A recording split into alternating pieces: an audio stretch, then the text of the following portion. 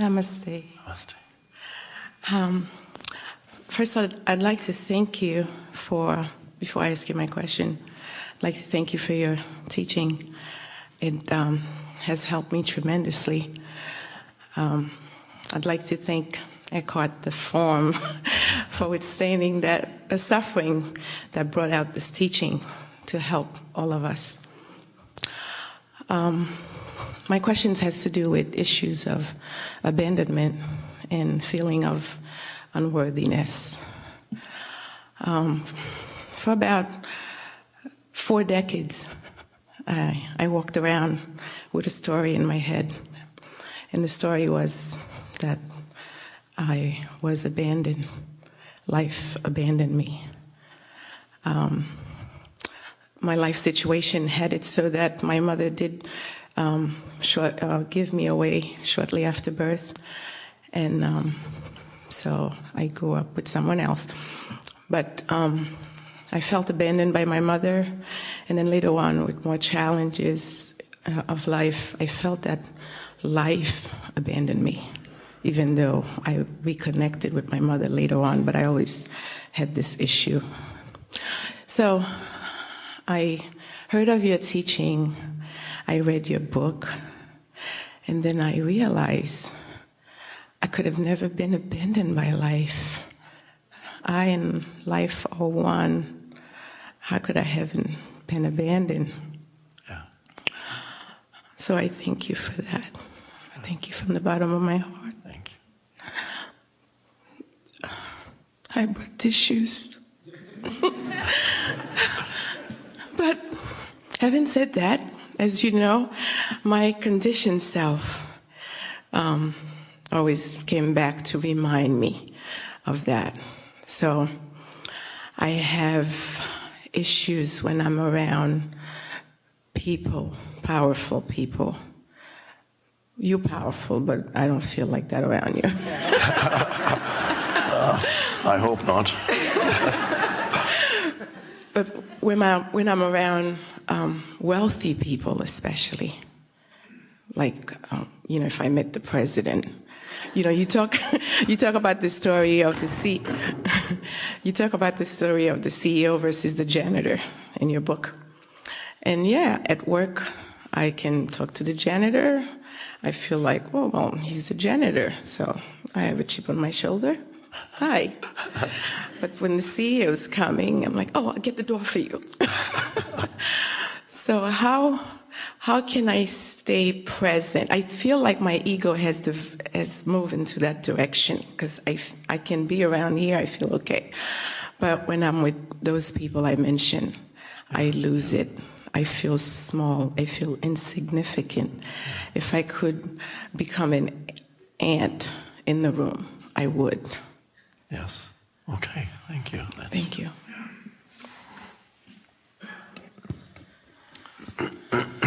You may remember I gave the example that is very much related to this in A New Earth, about the Zen, the abbot of a Zen monastery who was waiting to receive the governor of the province who was going to arrive for some ceremony. And while he was waiting to receive the governor of the province where the monastery was, the abbot of the monastery noticed that the palms of his hands were sweaty. And so he had of course, already a lot of self-awareness, and he noticed that. Okay.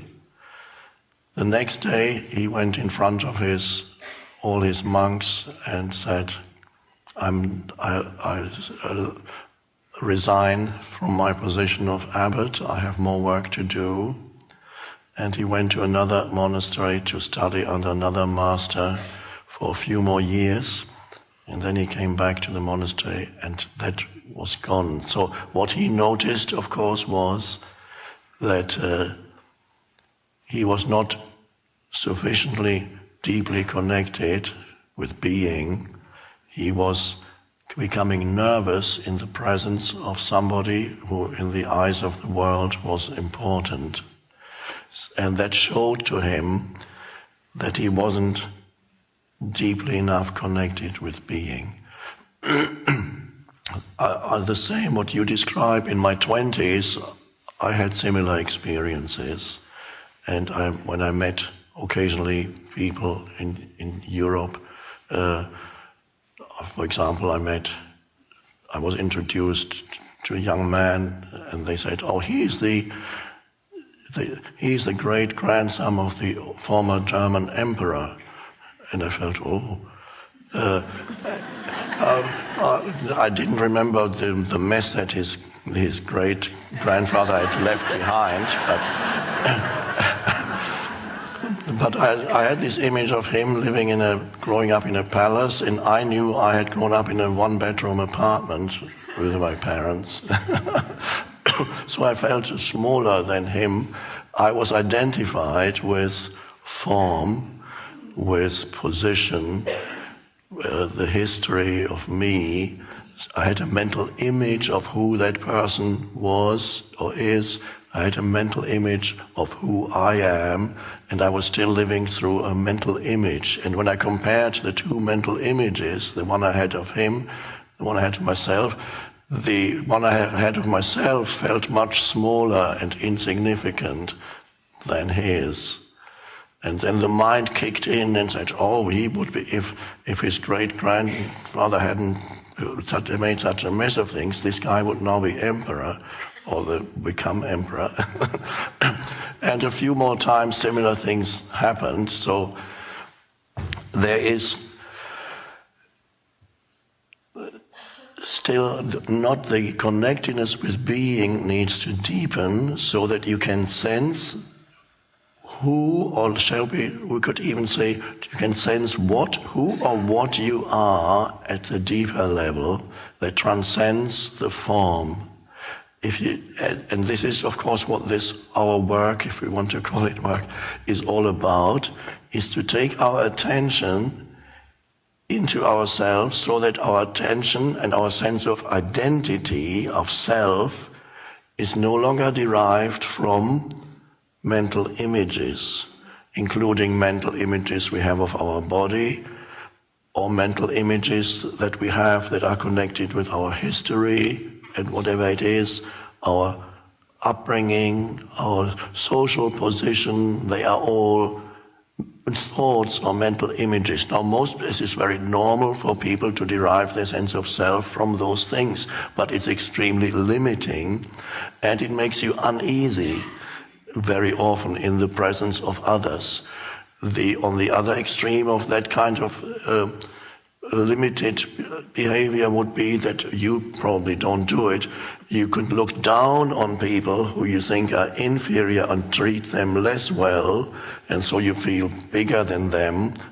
And then when there's somebody else you have a mental image that he is more than you feel smaller, or you want to ingratiate yourself or whatever, or want to disappear, not be seen. So this is why I mentioned in A New Earth to observe yourself, to see, and again, self-observation, not easy, it needs a certain degree of awareness. You already know it, but I'm just briefly saying for others, to observe yourself, to see whether the way in which you behave with different people differs according to social position or whatever you want from those people. I mentioned the example in A New Earth. Is the way in which you speak to the janitor the same as the way in which you speak to the CEO of the company, or is it different? You need self-observation to know that, and that will tell you to what extent you identified with the conditioned me in the head. So if you become still and discover your essential reality as the being, not the human, to use this terminology, to feel the consciousness that you are, the life, the consciousness that you are. As you know, you were never abandoned by life, because you are life. Without life, there's no you. You are an expression of the one life. So you were never abandoned. You were always one with, not more than supported by life, one with life. Because if you say, I'm supported by life, you're still creating a duality of me and there's life somewhere supporting me. You are life, the life that you can feel within. The consciousness is life. So if you can feel yourself as the unconditioned consciousness, the awareness, the presence.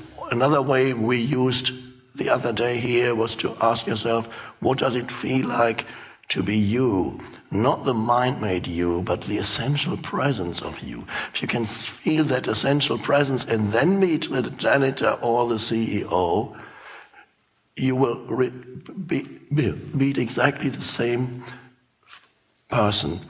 There's no longer any difference, and you will never again feel either superior or inferior to anybody. And that's a wonderful way of relating to people, because as long as you're trapped in ego, whenever you meet somebody, it's very rare that occasionally you might meet ego, think, oh, he's my equal. But a lot of the time, especially when you meet new people, the ego immediately goes into comparison mode. How do I rate relative to this person? Physical appearance, social position, wealth, possessions, education, knowledge, power. How do I relate? And then you kind of see. And if you think you're less than, then immediately your behavior changes according. If you think you're more, you feel superior, so you talk down to that person. But this is a conditioned, not deep way of relating to other human beings. So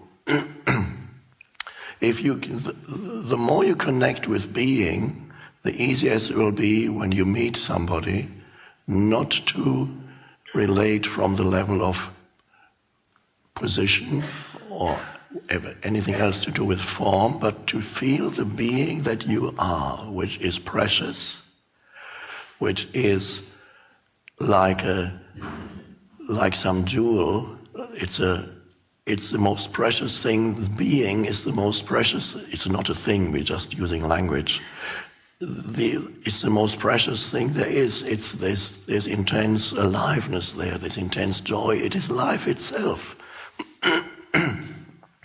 Then you can feel that, and you will no longer be better or not as good as the other.